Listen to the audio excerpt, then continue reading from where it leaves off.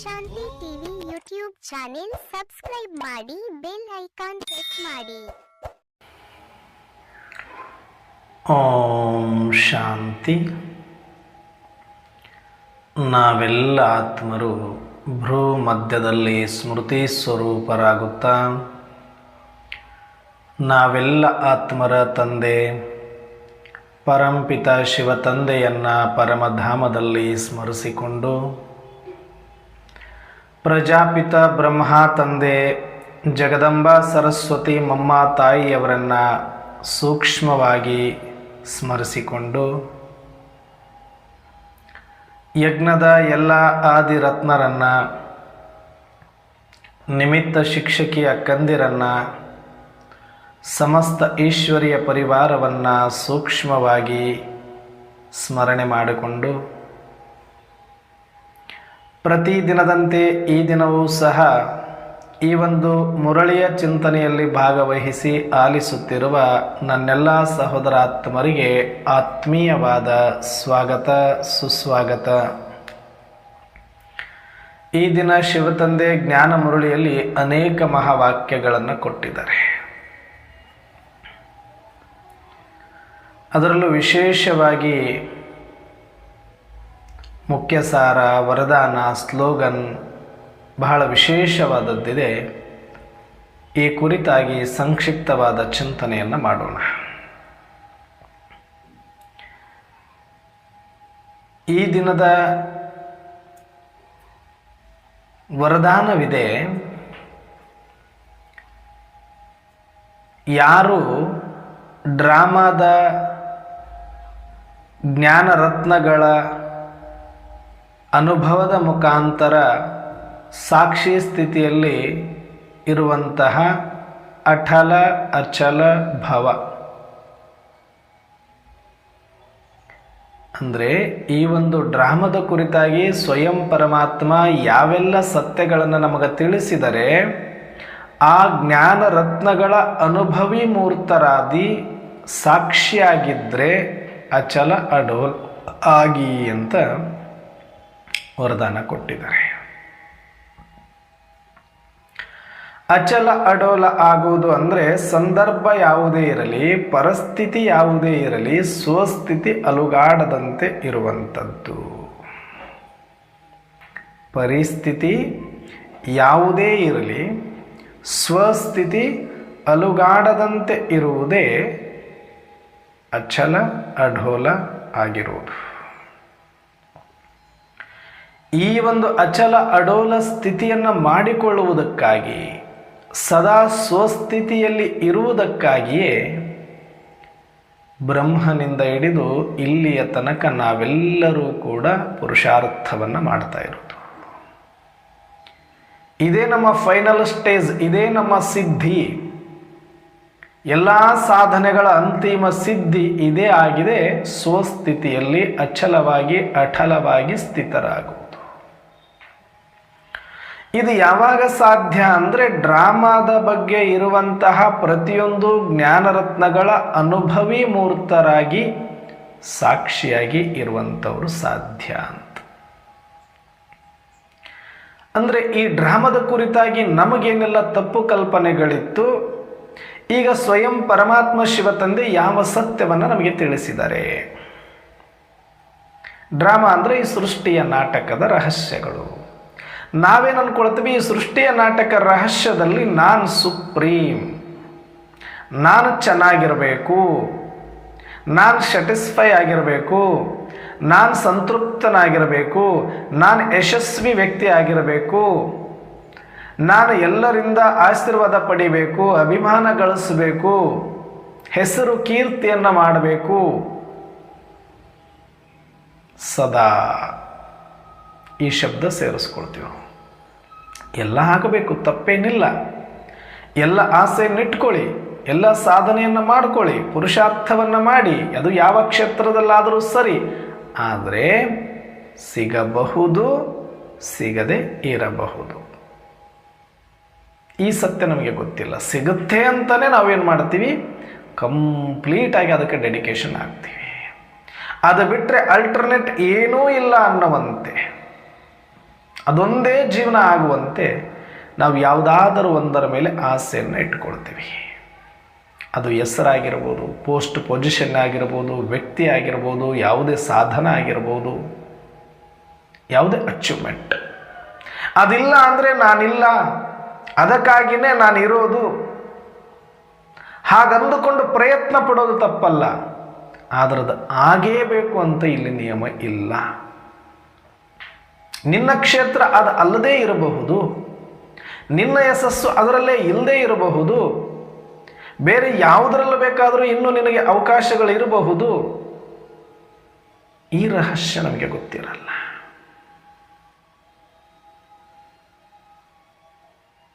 ಅಂದರೆ ನಾವು ಯಾವುದೇ ಒಂದು ವ್ಯಕ್ತಿಯನ್ನು ಬೇಕು ಅಂತ ಬಯಸೋದಾಗಲಿ, ಒಂದು ವಿಷಯವನ್ನು ಬೇಕು ಅಂತ ಬಯಸೋದಾಗಲಿ, ಒಂದು ಸಾಧನವನ್ನು ಬೇಕು ಅಂತ ಬಯಸೋದಾಗಲಿ, ಒಂದು ಪೋಸ್ಟ್ ಪೊಸಿಷನನ್ನು ಬೇಕು ಅಂತ ಬಯಸೋದಾಗಲಿ, ಅಥವಾ ಹೆಸರು ಕೀರ್ತಿ ಅಧಿಕಾರವನ್ನು ಬಯಸೋದಾಗಲಿ ತಪ್ಪಲ್ಲ. ಇದು ಮನುಷ್ಯ ಸ್ವಾಭಾವಿಕ ಸಹಜ ಗುಣ. ನಾನು ಚೆನ್ನಾಗಿರಬೇಕು ಅನ್ನೋದು, ನಾನು ಅನ್ಕೊಂಡಿದ್ದು ಆಗಬೇಕು ಅನ್ನೋದು, ಆ ದಿಶೆಯಲ್ಲಿ ಪ್ರಯತ್ನನೂ ಪಡಬೇಕು, ಅದು ತಪ್ಪಲ್ಲ. ಆದರೆ ನೀವನುಕೊಂಡ ವ್ಯಕ್ತಿ, ವಿಷಯ, ಸಾಧನ, ಹೆಸರು, ಕೀರ್ತಿ ಆ ಸಮಯಕ್ಕೆ ಸಿಗಬಹುದು, ಸಿಗದೇ ಇರಬಹುದು. ನೀವಂದುಕೊಂಡ ಪೋಸ್ಟ್ ಸಿಗಬಹುದು, ಸಿಗದೇ ಇರಬಹುದು. ನೀವಿಟ್ಕೊಂಡಿರೋ ಆಸೆ ಈಡೇರಬಹುದು, ಈಡೇರಲಿಕ್ಕಿಲ್ಲ. ಒಂದು ವೇಳೆ ಈಡೇರಿದರೂ ಕೂಡ ಅದು ಸದಾ ಇರುವುದಿಲ್ಲ. ಅಲ್ಪಕಾಲ ಇರಬಹುದು, ದೀರ್ಘಕಾಲ ಇರಬಹುದು. ಈ ಜಗತ್ತಿನ ನಿಯಮನೇ ಆಗಿದೆ, ಯಾವುದು ಶಾಶ್ವತ ಅಲ್ಲ. ಹಾಗಂದ ಮಾತ್ರಕ್ಕೆ ಇದೆಲ್ಲ ಸುಳ್ಳ? ಖಂಡಿತ ಅಲ್ಲ. ಶಾಶ್ವತ ಅಲ್ಲ ಅಂದರೆ ಅರ್ಥ ಏನು? ಸದಾಕಾಲ ನೀನಂದುಕೊಂಡಂತೆ ನಿನ್ನ ಜೊತೆ ಸದಾಕಾಲ ಇರೋದಿಲ್ಲ ಅಷ್ಟೆ. ಅದು ಇರುತ್ತೆ, ನೀನು ಇರ್ತೀಯ ನಿನ್ನ ಜೊತೆ ಅದೇ ರೂಪದಲ್ಲಿ. ಈಗ ಉದಾಹರಣೆಗೆ ಒಬ್ಬ ವ್ಯಕ್ತಿ, ನಾನು ತುಂಬ ಇಷ್ಟಪಡ್ತೀನಿ, ಅವರಂದರೆ ನನಗೆ ತುಂಬ ಇಷ್ಟ, ಅವರಿಗಾಗಿನೇ ಈ ಜೀವನ ಮೀಸಲು, ಅವರಿಗೆ ನಾನು ಸಮರ್ಪಣೆ, ಅವರಿಲ್ಲದೆ ನಾನು ಇರೋಕ್ಕೆ ಆಗೋದೇ ಇಲ್ಲ. ಜೊತೆಗಿರಬೇಕು ಅಂತ ಬಯಸಬಾರ್ದ? ಖಂಡಿತ ಬಯಸಿ. ಆ ವ್ಯಕ್ತಿಯನ್ನು ಪ್ರೀತಿಸಬಾರ್ದ? ಖಂಡಿತ ಪ್ರೀತಿಸಿ. ಆ ವ್ಯಕ್ತಿಗಾಗಿ ಸಮರ್ಪಣೆ ಆಗಬಾರ್ದ? ಖಂಡಿತ ಆಗಿ. ಆದರೆ ಇದು ಶಾಶ್ವತವಲ್ಲ. ಅರ್ಥ ಏನು? ಆ ಸಮಯ ಎಷ್ಟು ಹೊತ್ತಿರುತ್ತೋ ಗೊತ್ತಿಲ್ಲ. ಅದು ಸಿಗಬಹುದು, ಸಿಗದೇ ಇರಬಹುದು. ಸಿಕ್ಕರೂ ಕೂಡ ಅದೇ ರೂಪದಲ್ಲಿ ಸದಾಕಾಲ ಇರೋದಿಲ್ಲ. ಇದು ಸೃಷ್ಟಿ ನಿಯಮ. ಅದಕ್ಕೆ ಅದನ್ನು ಶಾಶ್ವತ ಅಲ್ಲ. ಒಂದು ವೇಳೆ ಆ ವ್ಯಕ್ತಿ ಇರ್ಬೋದು, ನೀನೇ ಇಲ್ಲದಂತಾಗಬಹುದು. ಇಲ್ಲ, ನೀನಿರ್ಬೋದು, ಆ ವ್ಯಕ್ತಿನೇ ಇಲ್ಲದಂತಾಗಬಹುದು. ಹಾಗಂತ ನೀವಿಬ್ಬರು ಇರೋದಿಲ್ವೋ? ಖಂಡಿತವಾಗಿ ಇರ್ತೀರಿ, ಆದರೆ ಅದೇ ರೂಪದಲ್ಲಿ ಇರೋದಿಲ್ಲ.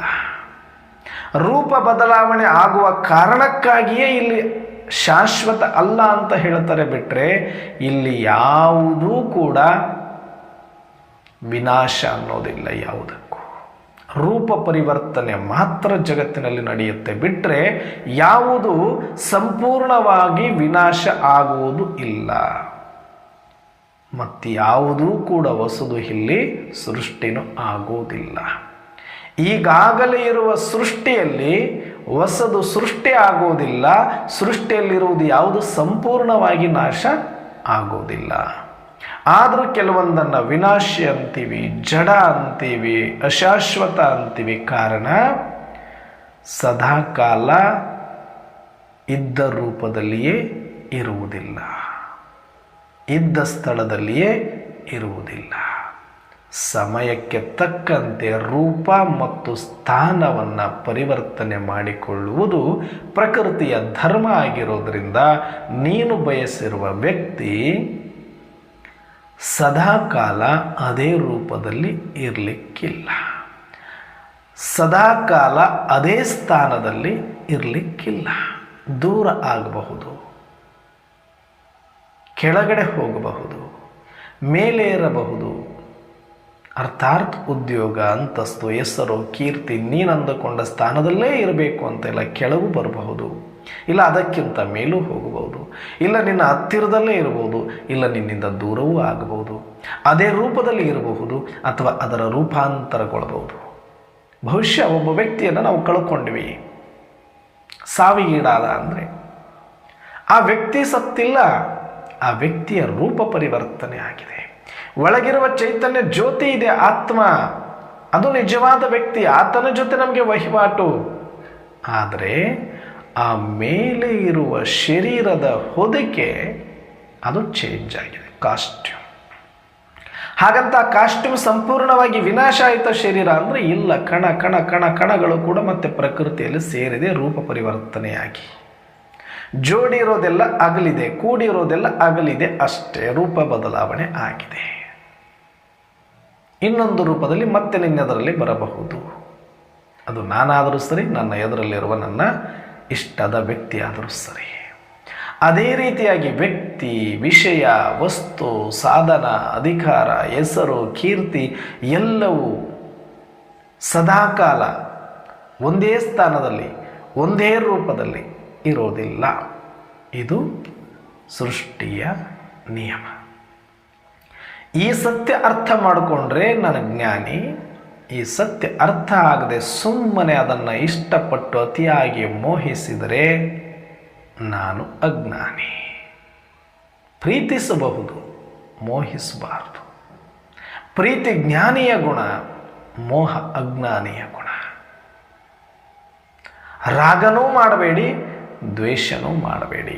ರಾಗ ದ್ವೇಷದಿಂದ ಅತೀತವಾಗಿರುವಂತಹ ಪರಮ ಪ್ರೀತಿಯನ್ನು ಮಾಡಿ ತೊಂದರೆ ಇಲ್ಲ. ಆದರೆ ಅತಿಯಾದ ಮೋಹ, ಅತಿಯಾದ ದ್ವೇಷ ಇವು ಎರಡೂ ಕೂಡ ದುಃಖಕ್ಕೆ ಆದಿ ಬೀಜವಾಗಿದೆ. ಈ ಸತ್ಯವನ್ನು, ಈ ಡ್ರಾಮದ ಜ್ಞಾನರತ್ನವನ್ನು ನಾವು ನಿಜ ಜೀವನದಲ್ಲಿ ಅನುಭವಕ್ಕೆ ಅಳವಡಿಸಿಕೊಂಡದ್ದೇ ಆದರೆ, ಆ ಜ್ಞಾನದ ಸ್ವರೂಪದಲ್ಲೇ ನಾವು ಬರೋದಾದರೆ ಯಾವ ವ್ಯಕ್ತಿಯನ್ನಾಗಲಿ ಸಮಾನವಾಗಿ ಪ್ರೀತಿಸ್ತೇವೆ. ಪ್ರೀತಿಯನ್ನು ಹೃದಯದಿಂದ ಹೃದಯಕ್ಕೆ, ಆತ್ಮದಿಂದ ಆತ್ಮಕ್ಕೆ ಹರಿಸೋಣ, ಸಾಗರದಂತೆ ಹರಿಸೋಣ, ತೊಂದರೆ ಇಲ್ಲ. ಆದರೆ ಅದು ಒಂದೇ ರೂಪಕ್ಕೆ, ಒಂದೇ ಸ್ಥಾನಕ್ಕೆ ಸೀಮಿತಗೊಳಿಸಬಾರದು. ಅದು ರೂಪ ಪರಿವರ್ತನೆಯಾದರೂ, ಸ್ಥಾನ ಪರಿವರ್ತನೆಯಾದರೂ ಅದರ ಮೇಲೆ ಸದಾಕಾಲ ಪ್ರೀತಿ ಹರಿದ್ರೆ ಅದು ನಿಜವಾದ ಪ್ರೀತಿ. ಇಲ್ಲ ಅದರ ಮೇಲೆ ರಾಗನಾದರೂ ಇರಬಹುದು, ಇಲ್ಲ ದ್ವೇಷನಾದರೂ ಇರಬಹುದು. ರಾಗ ದ್ವೇಷದಿಂದ ಮುಕ್ತವಾದ ಶಾಶ್ವತ ಪ್ರೀತಿಯನ್ನು ಹರಿಸುವುದಾದರೆ ಇಡೀ ಜಗತ್ತಿನ ಎಲ್ಲರನ್ನ ಪ್ರೀತಿಸಬಹುದು, ಎಲ್ಲ ವಸ್ತು ವಿಷಯಗಳನ್ನು ಪ್ರೀತಿಸಬಹುದು, ಎಲ್ಲ ಸ್ಥಾನಮಾನಗಳನ್ನು ಪ್ರೀತಿಸಬಹುದು. ಬಟ್ ಈ ಸತ್ಯ ಗೊತ್ತಿರಬೇಕು, ಯಾವುದು ಶಾಶ್ವತವಲ್ಲ, ಸದಾಕಾಲ ಇದ್ದಂಗೆ ಇರುವುದಿಲ್ಲ. ಎಲ್ಲವೂ ಸ್ಥಾನ ಪರಿವರ್ತನೆಯಾಗುತ್ತದೆ, ರೂಪ ಪರಿವರ್ತನೆಯಾಗುತ್ತದೆ. ಈ ಸತ್ಯ ಅರ್ಥ ಮಾಡ್ಕೊಂಡ್ಬಿಟ್ಟಿದ್ರೆ, ನಾನು ಜ್ಞಾನಿಯಾಗಿದ್ದರೆ ಪ್ರತಿಯೊಬ್ಬರನ್ನು ನೋಡುವಾಗಲೂ ಸದಾ ಪ್ರೀತಿಯನ್ನೇ ಹರಿಸ್ತೇನೆ, ಆದರೆ ಸಾಕ್ಷಿಯಾಗಿ. ಸಾಕ್ಷಿಯಾಗಿ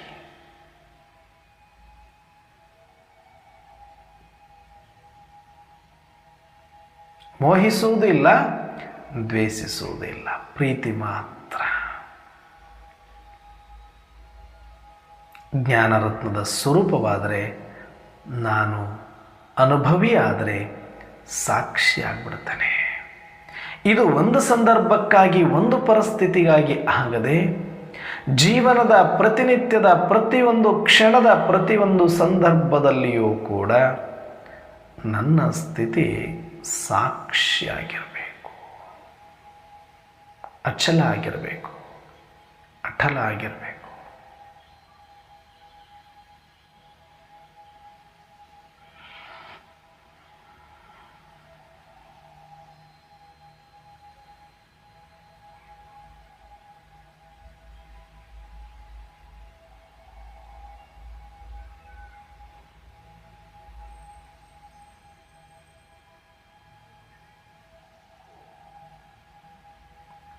ಇದನ್ನು ಚೆಕ್ ಮಾಡಿಕೊಳ್ಳೋದೇ ನಮ್ಮ ಪುರುಷಾರ್ಥದ ಪ್ರಾಯೋಗಿಕ ಪರೀಕ್ಷೆ.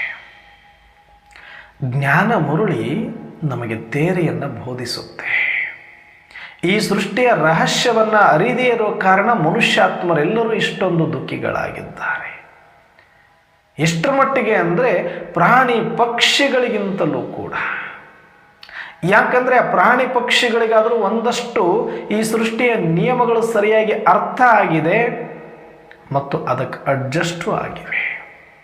ಆದರೆ ಮನುಷ್ಯ ಮಾತ್ರ ಈ ಸೃಷ್ಟಿಯನ್ನು ಅರ್ಥ ಮಾಡಿಕೊಳ್ಳದೆ ತಾನೇ ದೊಡ್ಡ ಬುದ್ಧಿವಂತನೆಂಬ ಭ್ರಮೆಯಲ್ಲಿದ್ದು ಈ ಸೃಷ್ಟಿಯನ್ನು ತನಗೆ ಬೇಕಾದಂಗೆ ಪರಿವರ್ತನೆ ಮಾಡಿಕೊಳ್ತೇನೆ ಅನ್ನುವಂಥ ಅಹಮ್ಮಿನಲ್ಲಿ ಎಲ್ಲವನ್ನು ತನಗೆ ಬೇಕಾದಂತೆ ಇರಬೇಕು ಅನ್ನುವಂಥ ಬಯಕೆಯ ಹಿಂದೆ ಬಿದ್ದಿರುವ ಕಾರಣ ಮನುಷ್ಯ ಅಜ್ಞಾನದಲ್ಲಿದ್ದಾನೆ. ಈ ಸೃಷ್ಟಿಯ ನಿಯಮಗಳನ್ನು ಸರಿಯಾಗಿ ಅರ್ಥ ಮಾಡಿಕೊಳ್ಳುವಲ್ಲಿ ವಿಫಲ ಆಗಿರುವುದೇ ಮನುಷ್ಯಾತ್ಮರ ಎಲ್ಲ ದುಃಖಗಳಿಗೆ ಕಾರಣವಾಗಿದೆ. ಈ ಸತ್ಯವನ್ನು ಅರ್ಥ ಮಾಡಿಕೊಂಡು ಬಿಟ್ಟ ಮೇಲೆ ನಮ್ಮ ಕೆಲಸ ಇನ್ನೇನು ಇಲ್ಲ. ಯೋಗ ಅಂತಂದರೆ ಸುಮ್ಮನೆ ಧ್ಯಾನದಲ್ಲಿ ಕೂಡೋದಲ್ಲ, ಜ್ಞಾನದ ಅಳವಡಿಕೆ ಯೋಗ, ಜ್ಞಾನದ ಅನುಭವಿಕೆ ಯೋಗ, ಪ್ರತಿ ಪರಿಸ್ಥಿತಿಯಲ್ಲೂ ಸಾಕ್ಷಿಯಾಗಿರುವುದು ಯೋಗ, ಸದಾ ಸ್ವಸ್ಥಿತಿಯಲ್ಲಿರುವುದು ಯೋಗ, ಅಚಲವಾಗಿರುವುದು ಯೋಗ, ಅಟಲವಾಗಿರುವುದು ಯೋಗ. ಈ ಸತ್ಯ ಅರ್ಥ ಮಾಡಿಕೊಂಡ್ವಿ, ಸಾಕ್ಷಿಯಾಗಿದ್ವಿ. ಇಲ್ಲಿ ಹತ್ರೂ ಏನೂ ಇಲ್ಲ, ಕರೆದ್ರೂ ಏನೂ ಇಲ್ಲ, ಬೇಕು ಅಂದ್ರೂ ಇಲ್ಲ, ಬೇಡ ಅಂದ್ರೂ ಇಲ್ಲ, ಏನು ಮಾಡಿದ್ರೂ ಇಲ್ಲ. ಇದು ಇರೋದಿಷ್ಟೇ. ಹಗಲು ರಾತ್ರಿ. ಹಗಲನ್ನು ನೋಡಿ ನಾನು ಬೈಕೊಂಡ್ರು, ರಾತ್ರಿನ ನೋಡಿ ಹತ್ಕೊಂಡ್ರು, ಇಲ್ಲಿ ಯಾರು ಕೇಳೋರಿಲ್ಲ. ಸೃಷ್ಟಿ ನಿಯಮ, ಅದಕ್ಕೆ ಹೊಂದ್ಕೊಳ್ಳೇಬೇಕು, ಅದನ್ನು ಸ್ವೀಕರಿಸಲೇಬೇಕು. ನನಗೆ ಸೂರ್ಯ ಬೇಡ, ನನಗೆ ಬಿಸಿಲು ಬೇಡ, ನನಗೆ ಶಾಖ ಬೇಡ, ನನಗೆ ಆಗಲ್ಲ, ಇದು ನಾನು ಬದುಕಲ್ಲ ಅಂತಂದರೆ ಯಾರು ಕೇಳೋರು ಅದರಲ್ಲಿ? ರಾತ್ರಿ ನನಗೆ ಭಯ ಆಗಿಬಿಡುತ್ತೆ, ನನಗೆ ರಾತ್ರಿನೇ ಬೇಡ, ನನಗೆ ಸೂರ್ಯನೇ ಬೇಕು, ನನಗೆ ಹಗಲೇ ಬೇಕು ಅಂತ ಬೋರಾಡಿ ಹತ್ತರೂ ಕೂಡ ಅದಕ್ಕೆ ಸಮಾಧಾನ ಎಲ್ಲಿ? ಇದನ್ನು ಎಷ್ಟು ಸಹಜವಾಗಿ ಸತ್ಯವಾಗಿ ಸ್ವೀಕಾರ ಮಾಡಿದೆವೋ ಅದೇ ಥರ ಸೃಷ್ಟಿಯ ಅನೇಕ ಸತ್ಯಗಳು ಜಗತ್ತಿನಲ್ಲಿವೆ.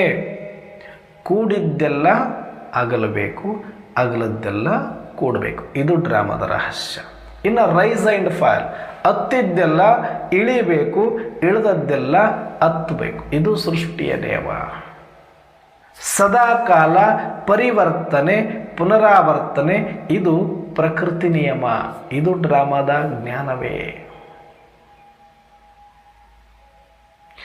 ಇಲ್ಲಿ ಏನು ನಡೀತಾ ಇದೆಯೋ ಅದು ಎಲ್ಲವೂ ಪರ್ಫೆಕ್ಟ್ ಆಗಿದೆ. ಇದು ಡ್ರಾಮಾ ಜ್ಞಾನ. ಇಲ್ಲಿ ಏನು ನಡೀತಾ ಇದೆಯೋ ಅದೆಲ್ಲವೂ ನಿರ್ದೋಷವಾಗಿದೆ. ಇದು ಡ್ರಾಮಾ. ಇಲ್ಲಿ ಏನು ನಡೀತಾ ಇದೆಯೋ ಅದೆಲ್ಲವೂ ಕೂಡ ಎಕ್ಯುರೇಟ್ ಆಗಿದೆ. ಅದು ಜ್ಞಾನ.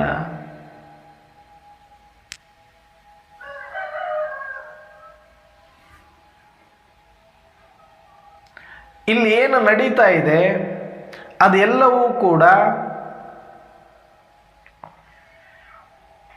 ಕಲ್ಯಾಣಕಾರಿಯಾಗಿದೆ. ಇಲ್ಲಿ ಏನು ನಡೀತಾ ಇದೆ ಅದೆಲ್ಲವೂ ಕೂಡ ಮಂಗಳಕರವಾಗಿದೆ. ಇಲ್ಲಿ ಏನು ನಡೀತಾ ಇದೆ ಅದೆಲ್ಲವೂ ಶುಭಕಾರಿಯಾಗಿದೆ. ಮತ್ತು ಇಲ್ಲೇನು ನಡೀತಾ ಇದೆ ಅದೆಲ್ಲವೂ ಒಂದು ಸ್ಕ್ರಿಪ್ಟೆಡ್ ನಾಟಕವಾಗಿದೆ. ಎಲ್ಲವೂ ನಾಟಕ ಅಂದರೆ ಅರ್ಥ ಏನು?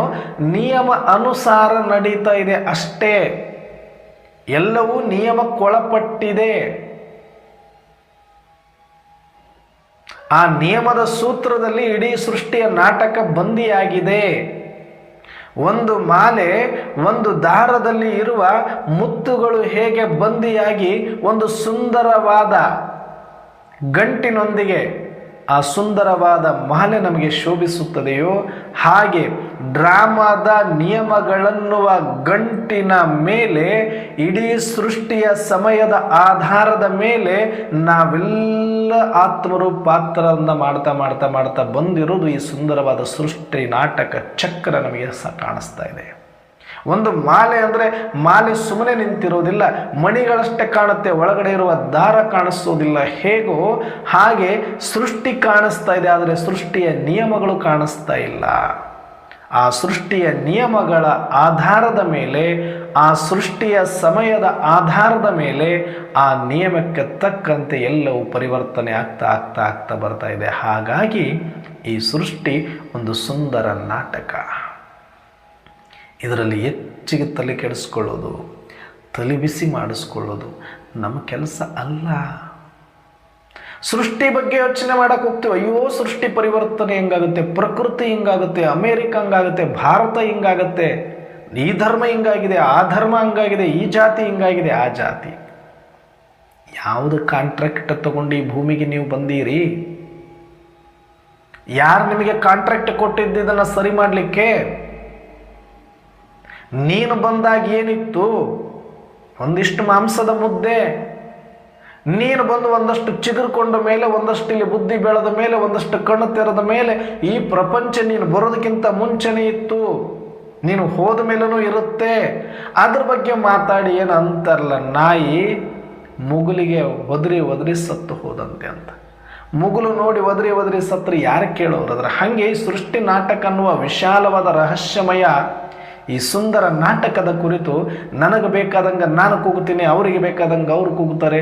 ಒದರಿ ಹೊಟ್ಟೆ ಉಬ್ಬಿ ನಾಯಿ ಸತ್ತು ಹೋದಂಗೆ ನಾವು ಒದರಿ ಒಂದು ದಿನ ಹೊಟ್ಟೆ ಉಬ್ಬಿ ಸತ್ತು ಹೋಗಬೇಕಿಲ್ಲ, ಯಾರು ಕೇಳೋರಿಲ್ಲ. ಒದರವರು ಹೋಗ್ತಾರೆ, ಒದರದೇ ಇರೋರು ಹೋಗ್ತಾರೆ. ಹಾಗಾಗಿ ನಾವು ಯಾರನ್ನೂ ಸರಿ ಮಾಡುವ ಅವಶ್ಯಕತೆ ಇಲ್ಲ, ಯಾವುದೂ ಇಲ್ಲಿ ತಪ್ಪಿಲ್ಲ. ಮೊದಲು ನಾನು ತಪ್ಪಿದ್ದೀನಿ, ನನ್ನ ತಪ್ಪನ್ನು ಸರಿ ಮಾಡಿಕೊಳ್ಳೋದಕ್ಕೆ ನಾನು ಈ ಜನ್ಮಕ್ಕೆ ಬಂದೀನಿ. ಆ ಸರಿಯನ್ನು ತಪ್ಪನ್ನು ಸರಿ ಮಾಡಿಕೊಂಡು ನನ್ನ ಸ್ವಸ್ಮೃತಿಯಲ್ಲಿ ಬಂದು, ಸ್ವಸ್ಥಿತಿಯಲ್ಲಿ ಬಂದು, ಸ್ವರೂಪದಲ್ಲಿ ಬಂದು, ಸ್ವಮಾನದಲ್ಲಿ ಬಂದು, ಸ್ವ ಅಭಿಮಾನಿಯಾಗಿ ಸ್ವಾವಲಂಬಿ ಆಗಬೇಕಾಗಿದೆ.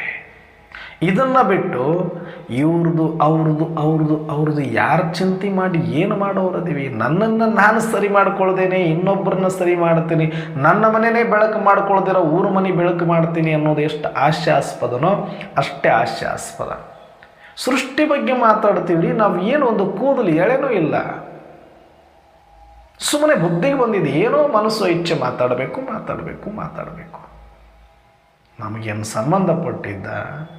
ನಮಗೆ ಯಾರನ್ನ ಅಧಿಕಾರ ಕೊಟ್ಟಿದ್ದ? ನೀನು ಮಾಡಪ್ಪ ಇದು ಅಂತ ಹೇಳಿದ್ದ? ಬಂದೀವಿಲ್ಲಿ. ಪ್ರಾಣಿ ಪಕ್ಷಿಗಳಿಗೆ ಅಂತಲೇ ಊಟ ಸಿಕ್ಕಿದೆ, ನಮಗೊಂದೆರಡು ಹೊತ್ತು ಗಂಜಿ ಇದೆ, ಏನೋ ಒಂದಷ್ಟು ಕಾಯಕ ಇದೆ, ಅದನ್ನು ಮಾಡ್ಕೊಂಡು 2 ಹೊತ್ತು ಪ್ರಸಾದ ಮಾಡಿಕೊಂಡು ತಣ್ಣಗೆ ನಿದ್ದೆ ಮಾಡಿಕೊಂಡು ಚಂದ ಪ್ರಕೃತಿ ಅನುಭವಿಸ್ಕೊಂಡು ಶಿವ ಅಂದ್ಕೊಂಡು ಶಿವರಿಗೆ ಪ್ರಕೃತಿಗೆ ಧನ್ಯವಾದ ಹೇಳ್ಕೊಂಡು ಚಂದ ಸಾಕ್ಷಿಯಾಗಿ ಹೋಗಿಬಿಟ್ರೆ ಅದು ಜ್ಞಾನಿ, ಅತ ಸಂತ, ಅತ ಶರಣ, ಅತ ರಾಜಯೋಗಿ.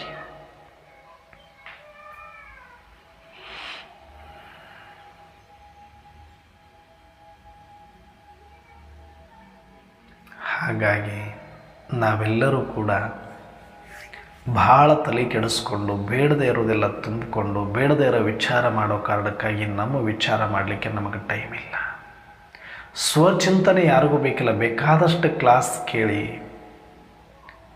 ಬೇಕಾದಷ್ಟು ಕಡೆ ಫಂಕ್ಷನಿಗೆ ಹೋಗಿ ಪರಚಿಂತನೆಗಳೇ ಸಿಗ್ತಾ ಇದೆ ಬಿಟ್ಟರೆ ಸ್ವಚಿಂತನೆ ಎಲ್ಲಿದೆ? ನೀವು ಪಾಪ ಏನಾದರೂ ಸಿಕ್ಕೀತು, ಇಲ್ಲಿ ಸಿಕ್ಕೀತು, ಅಲ್ಲಿ ಸಿಕ್ಕಿತು, ಇಲ್ಲಿ ಫಂಕ್ಷನ್ ಇದೆ ಹುಡು, ಅಲ್ಲಿ ಫಂಕ್ಷನ್ ಇದೆ ಹುಡು, ಅಲ್ಲಿ ಕಾರ್ಯಕ್ರಮ ಇದೆ ಹುಡು, ಇಲ್ಲಿ ಕಾರ್ಯಕ್ರಮ, ಇಲ್ಲಿದು ಮಾಡ್ತಾ ಇದ್ದಾರೆ, ಅಲ್ಲಿದು ಮಾಡ್ತಿದ್ದಾರೆ. ಎಲ್ಲಿದೆ ಪರಚಿಂತನೆ?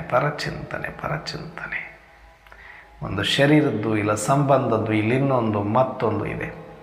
ಸ್ವಚಿಂತನೆ, ನಾನು ಆತ್ಮ ಇದ್ದೀನಿ, ನನ್ನ ತಂದೆ ಪರಮಾತ್ಮ ಇದ್ದಾರೆ, ನನ್ನ ಮನೆ ಪರಮಧಾಮ ಇದೆ, ನಾನು ಪಾತ್ರ ಮಾಡಲಿಕ್ಕೆ ಬಂದಿದ್ದೀನಿ, ನಾನೀಗ ಸ್ವಸ್ಮೃತಿಯಲ್ಲಿ ಸ್ಥಿತನಾಗಬೇಕು, ಮುಕ್ತಿಧಾಮಕ್ಕೆ ವಾಪಸ್ ಹೋಗಬೇಕು. ಇಷ್ಟೇ ಸ್ವಚಿಂತನೆ. ಇದು ಮುಗೀತು, ನಮಗಿಷ್ಟು ಗೊತ್ತಾಗೋಗಿದೆ. ಈಗ ಅದರಲ್ಲಿ ಇರಬೇಕು. ನೀವು ಎಲ್ಲಿದ್ರೇನು ಮಾಡೋಕ್ಕೆ ಬರುತ್ತೆ. ಇದು ಮನೆಯಲ್ಲಾದರೂ ಇರಿ, ಆಫೀಸಲ್ಲಾದರೂ ಇರಿ, ಎಲ್ಲಾದರೂ ಇರಿ, ಮಾಡಬಹುದಲ್ಲ ಇಷ್ಟನ್ನು. ಇಷ್ಟು ಮಾಡಲಿಕ್ಕೆ ಇನ್ನು ಎಷ್ಟು ವರ್ಷ ತಿರುಗಾಡೋರು. ಇವ್ರು ಹೇಳಿದ್ದು ಕೇಳು, ಅವ್ರು ಹೇಳಿದ್ದು ಕೇಳು, ಇವ್ರು ಹೇಳ್ದಂಗೆ ಮಾಡು, ಅವ್ರು ಹೇಳ್ದಂಗೆ ಮಾಡಿ. ಎಲ್ಲಿಗೆ ಓಡಾದರೂ ನೀವೇ ಮಾಡಬೇಕು. ನಿಮಗೆ ಮಾಡೋದಕ್ಕೊಂದು ಬಿಟ್ಟು ಎಲ್ಲದಕ್ಕೂ ಟೈಮ್ ಇದೆ. ತಿರುಗೋದಕ್ಕೆ, ತಿನ್ನೋದಕ್ಕೆ, ಕುಡಿಯೋದಕ್ಕೆ. ಕೂತ್ಕೊಂಡು ಅಭ್ಯಾಸ ಮಾಡಲಿಕ್ಕಿಲ್ವಲ್ಲ. ಇದೇ ಮಾಯೆ. ಜ್ಞಾನದ ವೇಷವನ್ನು ಹಾಕಿಸಿ ಮೋಸ ಮಾಡಿಸುತ್ತೆ ಮಾಯೆ. ಸ್ವಚಿಂತನೆಯನ್ನು ಬಿಟ್ಟು ಯಾವುದನ್ನೂ ಕೇಳಬೇಡಿ. ಒಂದು ಡ್ರಾಮಾ ಪಾಠ ಪಕ್ಕ ಆಯ್ತು, ಇನ್ನು ಎಷ್ಟು ಸಲ ಕೇಳೋರು? ಪಕ್ಕ ಆದಮೇಲೆ ಪ್ರತಿಯೊಂದು ಪರಿಸ್ಥಿತಿಯಲ್ಲೂ ಅದನ್ನು ಸ್ವೀಕಾರ ಮಾಡಿ. ಏನಾಗೋದಿದೆ?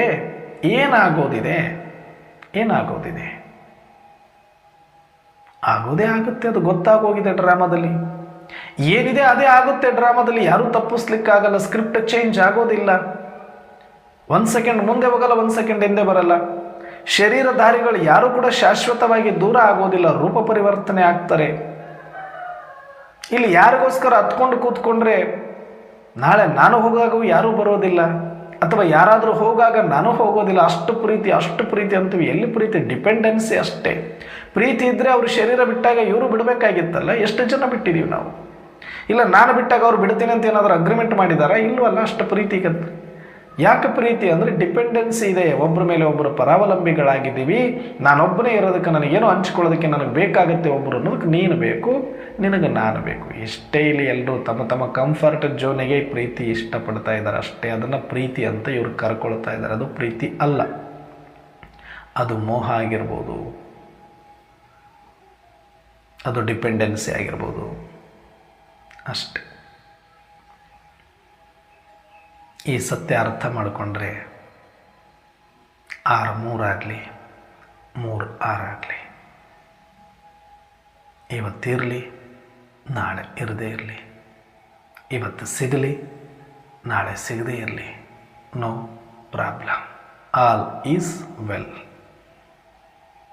ಆದದ್ದೆಲ್ಲ ಒಳ್ಳೆಯದಕ್ಕೆ.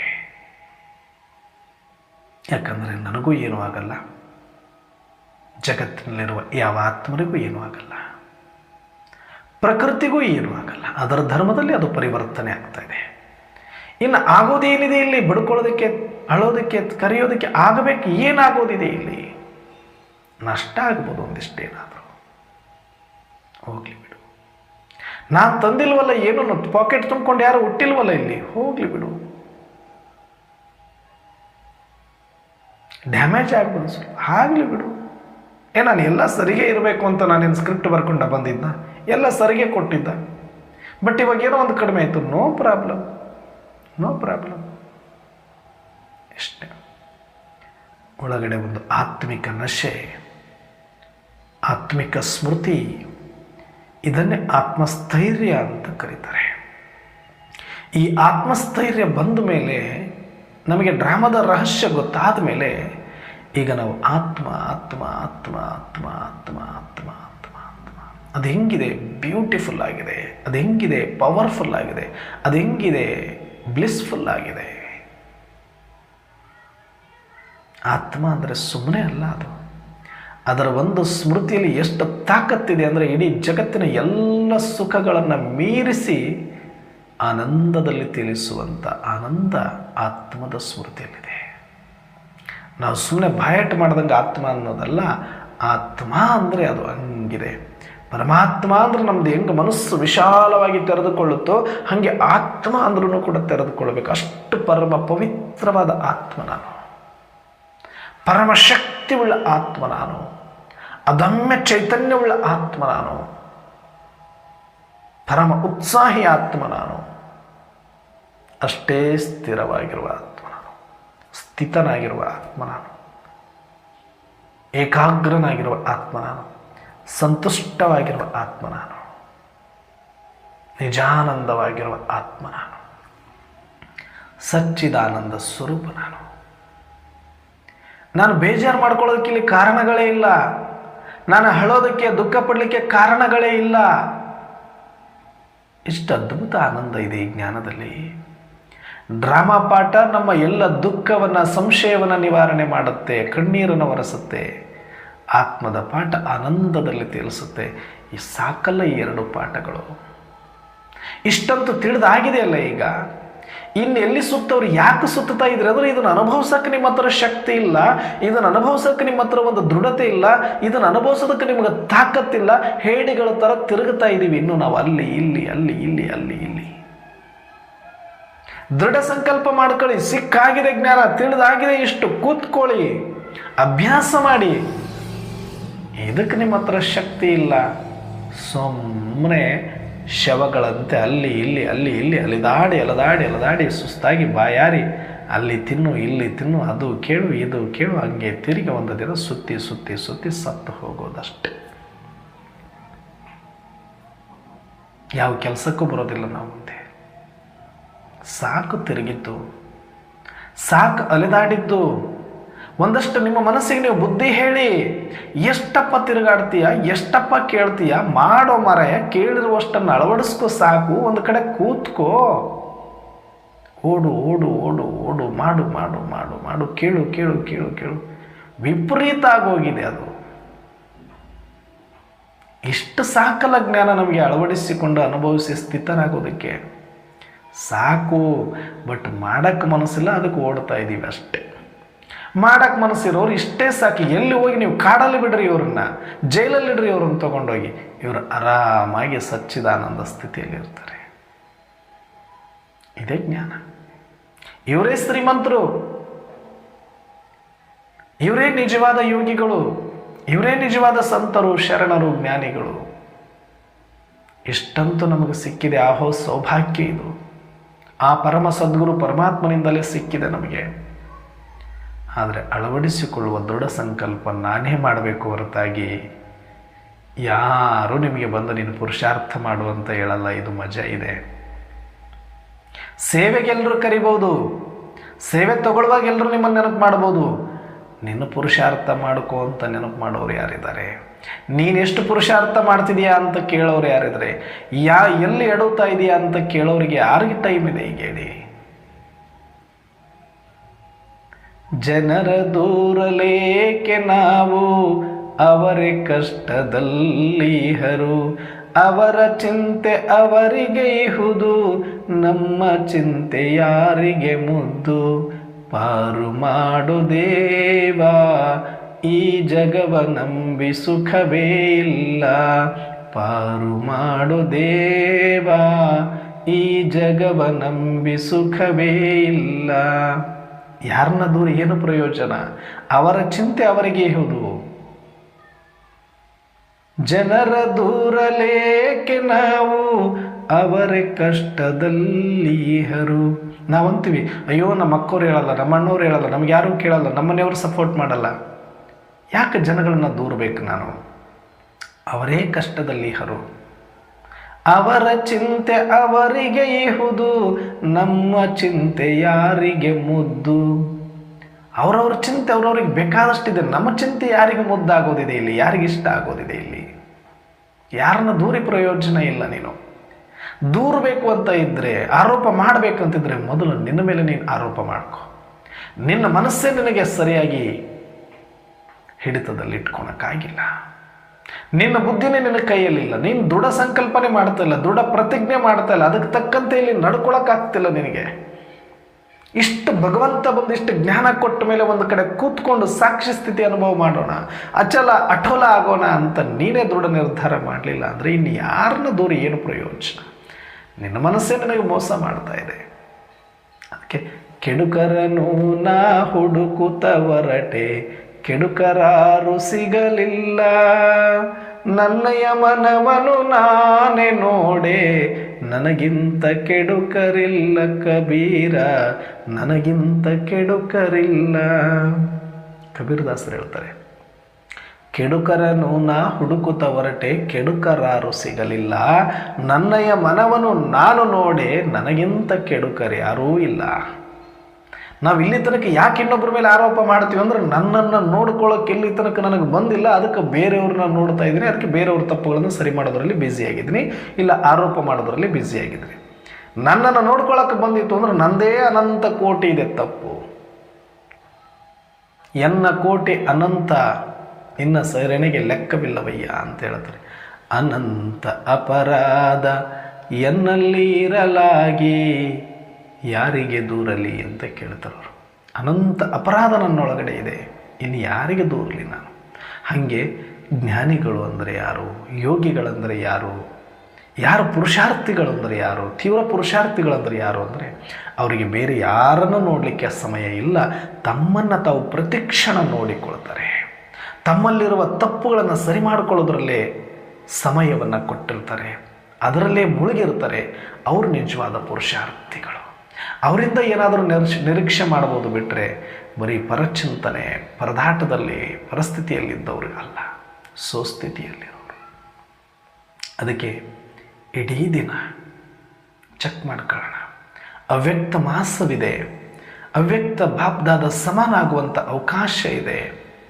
ಇಡೀ ದಿನ ಬೆಳಗ್ಗೆ ಎದ್ದಾಗಿನಿಂದ ರಾತ್ರಿಯ ತನಕ ನಾನು ಸ್ವಸ್ಥಿತಿಯಲ್ಲಿದ್ದೀನ, ಪರಿಸ್ಥಿತಿಯಲ್ಲಿದ್ದೀನ, ಸ್ವಮಾನದಲ್ಲಿದ್ದೀನ ಇಲ್ವಾ, ಸ್ವರೂಪದಲ್ಲಿದ್ದೀನ ಇಲ್ವಾ, ನನ್ನನ್ನೇ ನಾನು ನೋಡ್ಕೊಳ್ತಾ ಇರಬೇಕು. ಇಡೀ ದಿನ ನಿಮ್ಮ ಮನಸ್ಸಿಗೆ ಏನು ಕೆಲಸ ಕೊಡಬೇಡಿ, ಸಾಕು. ಅದನ್ನು ಅಲೆದಾಡಿಸಿ ಬೇಕಾದಷ್ಟು ಮಾಡಿದರೆ ಅದು ಹೊರಗಡೆನೇ ತೊಗೊಂಡು ಹೋಗ್ತಾ ಇದೆ. ಒಂದು ಸ್ವಲ್ಪ ಹೊರಗೆ ಬಿಟ್ಟರೆ ಅದು ಊರೆಲ್ಲ ಸುತ್ತಕೊಂಡು ಬರುತ್ತೆ ನೀವು. ಅದಕ್ಕೊಂದು ಕೆಲಸ ಕೊಡಿ. ಇಲ್ಲಿ ಬುರುಕುಟಿಯ ಮಧ್ಯದಲ್ಲಿ ಮನಸ್ಸು ಬುದ್ಧಿಯನ್ನು ಇಲ್ಲಿ ಇಬ್ಬರನ್ನ ಕೂಡಿಸಿ, ಮಕ್ಕಳನ್ನು ಕೂಡಿಸ್ತೀವಲ್ಲ ನಾವು LKG UKG ಕೈ ಕಟ್ಟು ಬಾಯಿ ಮುಚ್ಚಂತ, ಹಾಗೆ ಮನಸ್ಸು ಬುದ್ಧಿಯನ್ನು ಇಲ್ಲಿ ಕೂಡಿಸಿ ನನ್ನ ನಂದಾದೀಪ, ನನ್ನ ಸ್ವರೂಪವನ್ನು ನೋಡ್ತಾ ಇರಬೇಕು ನೀನು, ಅಷ್ಟೇ ನನ್ನನ್ನೇ ನೋಡ್ತಾ ಇರಬೇಕು ನೀನು ಅಂತ ಮನಸ್ಸಿಗೆ ಹೇಳಬೇಕು. ನೋಡುವವನು ನಾನಲ್ಲ, ನಾನು ಆತ್ಮ ಚೈತನ್ಯ ಜ್ಯೋತಿ, ನನ್ನನ್ನು ನೋಡ್ತಾ ಇದೆ ನನ್ನ ಮನಸ್ಸು. ಮನಸ್ಸು ನಾನಲ್ಲ, ಬುದ್ಧಿ ನಾನಲ್ಲ. ಆ ಮನಸ್ಸು ಬುದ್ಧಿ ಸೂಕ್ಷ್ಮ ಇಂದ್ರಿಯಗಳು ಅದು ನನ್ನನ್ನು ನೋಡ್ತಾ ಇದೆ. ಅವ್ರು ಎರಡಕ್ಕೆ ಕೆಲಸ ಕೊಟ್ಟು ನನ್ನನ್ನೇ ನೋಡ್ತಾ ಇರಬೇಕು. ನನ್ನನ್ನೇ ನಾನು ನೋಡ್ತಾರೆ ಇರಬೇಕು. ನನ್ನ ಕನ್ನಡಿಯಲ್ಲಿ ಹೇಗೆ ನಮ್ಮ ಮುಖವನ್ನು ನಾವು ನೋಡಿಕೊಳ್ತೇವೆ ಹಾಗೆ ನನ್ನ ಸ್ವರೂಪವನ್ನು ನಾನೇ ನೋಡಿಕೊಳ್ಳುವಂಥ ಒಂದು ಅಭ್ಯಾಸ ಮಾಡಬೇಕು. ಮನಸ್ಸು ಬುದ್ಧಿಯನ್ನು ಅಲ್ಲಿ ಕೂಡಿಸಬೇಕು. ಇಡೀ ದಿನ ಅಲ್ಲೇ ನೋಡ್ತಾ ಇದೆಯೋ ಅಥವಾ ಎದ್ದೆಲ್ಲನೂ ಓಡಾಡ್ತದೆ, ಚೆಕ್ ಮಾಡ್ಕೊಳ್ಳಿ. ಇದು ಇಡೀ ದಿನ ಮಾಡೋಣ. ಮತ್ತು ಪ್ರತಿ ಕ್ಷಣದ ಬೆಳಗ್ಗೆ ಎದ್ದಾಗಿನಿಂದ ರಾತ್ರಿಯ ತನಕ ಒಂದು ಸಣ್ಣದಿರಲಿ ದೊಡ್ಡದಿರಲಿ, ಪ್ರಸಂಗ ಏನೇ ಇರಲಿ, ಪರಿಸ್ಥಿತಿ ಏನೇ ಇರಲಿ, ನನ್ನ ಸ್ವಸ್ಥಿತಿ ಅಚಲವಾಗಿತ್ತ, ಚಂಚಲವಾಗಿತ್ತ. ಸಣ್ಣ ಮಾತಿಗೆ ಟ್ರಿಗರ್ ಆಗ್ತೀವಿ. ಸಣ್ಣ ಮಾತಿಗೆ ಒಂದು ಕಾಯಿಪಲ್ಯ ತೊಗೊಳಕ್ಕೆ ಹೋಗ್ತೀವಿ, ಅಲ್ಲೇನೋ ಬೇಜಾರು ಮಾಡ್ಕೊಳ್ತೀವಿ, ಅವ್ರಿಗೇನೋ ಅಂತೀವಿ. ಒಂದು ಸಣ್ಣದು ಇನ್ನೇನೋ ಖರೀದಿ ಮಾಡೋಕ್ಕೆ ಹೋಗ್ತೀವಿ, ಅವ್ರ ಹತ್ರ ಮಾತಾಡಬೇಕಾದ್ರೂ ಒಂದು ಆತ್ಮೀಯತೆ ಇರಲ್ಲ, ಒಂದು ಮಧುರವಾದ ಮಾತಿರಲ್ಲ, ಅಲ್ಲಿ ಗಿಂಜ್ತಾ ಇರ್ತೀವಿ. ಮಾಡಿ ಚೌಕಾಸಿ ಮಾಡಿ ನೀಟಾಗಿರಬೇಕು, ರಾಯಲ್ ಆಗಿರಬೇಕು. ಅವ್ರಿಗೆ ಅನ್ನಿಸ್ಬೇಕು ನಾವು ನೋಡಲಿಕ್ಕೆ ಸಾಧಾರಣ ಇದ್ದರೂ ಒಬ್ಬ ಮಹಾರಾಜ ಮಹಾರಾಣಿ ಮಾರ್ಕೆಟಿಗೆ ಬಂದಿದ್ದಾರೆ ಅನ್ನೋ ಥರ ಇರಬೇಕು ನಿಮ್ಮ ವೇಷ. ಅರ್ಥಾತ್ ಶಿಸ್ತಿನಿಂದ ಇರಿ, ಸ್ವಚ್ಛವಾಗಿರಿ, ನಿಮ್ಮ ದೃಷ್ಟಿ ರಾಯಲ್ ಆಗಿರಲಿ, ಆತ್ಮಿಕ ಸ್ಥಿತಿ ಇರಲಿ, ನಿಮ್ಮ ಮಾತು ಮೌಲ್ಯಯುತವಾದ ಮರ್ಯಾದೆಯುಕ್ತವಾದ ಭಾಷೆ ಇರಲಿ. ಅಯ್ಯೋ ಅವ್ರು ತರಕಾರಿ ಮಾರೋರು, ಅವ್ರಿಗೇನು ಮರ್ಯಾದೆ ಕೊಡೋದು ಅಲ್ಲ. ಅಯ್ಯೋ ಇವ್ರು ಕಿರಾಣಿ ಶಾಪ್ ಅವರು, ಇವ್ರಿಗೇನು ನಾವು ಮರ್ಯಾದೆ ಕೊಡೋದು ಅಲ್ಲ. ಅಯ್ಯೋ ಇವ್ರು ಲೇಬರು, ಇವ್ರಿಗೇನು ಮರ್ಯಾದೆ ಕೊಡೋದು ಅಲ್ಲ. ಒಬ್ಬ ರಾಜನಂತೆ ನೀವು ರಾಜ ಗಾಂಭೀರ್ಯದಲ್ಲಿ ಇರಿ, ಸ್ವಸ್ಥಿತಿಯಲ್ಲಿರಿ, ಸನ್ಮಾನಿಗಳಾಗಿ ಮತ್ತು ಗೌರವಪೂರ್ವಕವಾಗಿ ಎಲ್ಲರಿಗೂ ಮಾತಾಡಿಸಿ, ಪ್ರೀತಿಯಿಂದ ಮಾತಾಡಿಸಿ, ಮಧುರವಾಗಿ ಮಾತಾಡಿಸಿ. ಆವಾಗ ನಿಮಗೆಲ್ಲೂ ಮೋಸ ಹೋಗಲಿಕ್ಕೆ ಸಾಧ್ಯ ಇಲ್ಲ. ನೀವು ಸ್ಥಿತಿಯನ್ನು ಕಳ್ಕೊಂಡು ಏನೋ ಒಂದು ಕಂಜೂಸ್ತನ ಮಾಡೋಕೆ ಹೋಗ್ತೀರಿ, ಏನೋ ಉಳಿಸೋಕೆ ಹೋಗ್ತೀರಿ, ಇನ್ನೂ ಜಾಸ್ತಿನೇ ಹೋಗ್ತಾ ಇರುತ್ತೆ. ಎಲ್ಲದಕ್ಕಿಂತ ಹೆಚ್ಚಾಗಿ ನಿಮ್ಮ ಸ್ಥಿತಿ ಕೆಟ್ಟಾಗಿ ಎಲ್ಲ ಸ್ಥಿತಿ ಎಲ್ಲ ಶಕ್ತಿನೇ ಹೋಗ್ತಾ ಇರುತ್ತೆ. ನೀವು ಕೊಡೋ 4 ರೂಪಾಯಿ ಎಲ್ಲ ಉಳಿಸೋದು ಅಲ್ಲಿ 40,000 ರೂಪಾಯಿದ ಶಕ್ತಿ ಕಳ್ಕೊಂಡಿರ್ತೀರಿ. ಕೋಪದಲ್ಲಿ ಬರೋದು, ಬೇಜಾರಲ್ಲಿ ಬರೋದು, ದುಃಖದಲ್ಲಿ ಬರೋದು, ಏನೋ ಒಂದು ವ್ಯರ್ಥದಲ್ಲಿ ಬರೋದು, ಇದೆಲ್ಲವೂ ಕೂಡ ನಮಗೆ ಗೊತ್ತಾಗೋದಿಲ್ಲ. ಸೂಕ್ಷ್ಮ ಶಕ್ತಿಗಳನ್ನು ಧಾರಾಳವಾಗಿ ಖರ್ಚು ಮಾಡಿ ಬಂದಿರ್ತೀವಿ. ಮಾರ್ಕೆಟಿಗೆ ಹೋದಾಗ ಬರೀ ಪಾಕೆಟ್ ಖಾಲಿ ಆಗೋದಿಲ್ಲ, ಅದ್ರ ಜೊತೆಗೆ ನಿಮ್ಮ ಸ್ಥಿತಿ, ನಿಮ್ಮ ಪವರ್ಫುಲ್ ಎಲ್ಲ ಎನರ್ಜಿಯನ್ನು ಕಳ್ಕೊಂಡು ಬರ್ತೀರಿ. ಅಂದರೆ ಯೋಚನೆ ಮಾಡಿ, 4 ರೂಪಾಯಿ ಉಳಿಸಿದ್ದು 4 ಕೋಟಿ ರೂಪಾಯಿ ಎನರ್ಜಿ ಕೊಟ್ಟು ಬಂದಿರ, ಅದ್ರ ವ್ಯಾಲ್ಯೂ ನಿಮಗೆ ಗೊತ್ತಿಲ್ಲ. ಹಾಗಾಗಿ ಸ್ಥಿತಿ ಉಳಿಸ್ಕೊಳ್ಳಿ. 1 ರೂಪಾಯಿ ಹೆಚ್ಚು ಕಡಿಮೆನ ಏನೂ ತೊಂದರೆ ಇಲ್ಲ. ಯಾರಾದರೂ ಒಂದು ಆತ್ಮ ತೊಗೊಂಡೇ ಇರ್ತೈತೆ. 10 ರೂಪಾಯಿ ನನ್ನ ಹತ್ರ ಇರೋದು ಅವ್ರ ಹತ್ರ ಹೋಗಿರ್ಬೋದು, 10 ರೂಪಾಯಿ ಜಾಸ್ತಿನೇ ಕೊಟ್ಟಿರ್ಬೋದು ಅವ್ರು ನನಗೆ. ಆದರೆ ಒಳ್ಳೆ ತಾಜಾ ಇರೋದು ತೊಗೊಳ್ಳಿ, ಚೆನ್ನಾಗಿರೋದು ತೊಗೊಳ್ಳಿ, ನಿಮಗೆ ಎಷ್ಟು ಅವಶ್ಯಕತೆ ಇದೆ ಅಷ್ಟೇ ತೊಗೊಳ್ಳಿ. ಆದರೆ ಅತಿಯಾದ ಚೌಕಾಸಿ ಮಾಡಬೇಡಿ, ರಾಯಲ್ ಆಗಿ ಇರಿ. ಈಶ್ವರಿಯ ವಿದ್ಯಾರ್ಥಿ ಅಂದ್ರೆ ಒಂದು ಮರ್ಯಾದೆ ಇದೆ. ಆ ಮರ್ಯಾದೆ ಉಲ್ಲಂಘನೆ ಆಗದಂತೆ ನಮ್ಮನ್ನು ನಾವು ಇಡೀ ದಿನ ನೋಡಿಕೊಳ್ಳುತ್ತಾ ಚೆಕ್ ಮಾಡಿಕೊಂಡು ಚೇಂಜ್ ಮಾಡಿಕೊಂಡು ಅಚಲ ಅಠೋಲರಾಗೋಣ ಅಂತ ಹೇಳ್ತಾ ಇವತ್ತಿನ ಚಿಂತನೆಯನ್ನು ಮುಕ್ತಾಯ ಮಾಡೋಣ. ಅಚ್ಚ ಓಂ ಶಾಂತಿ.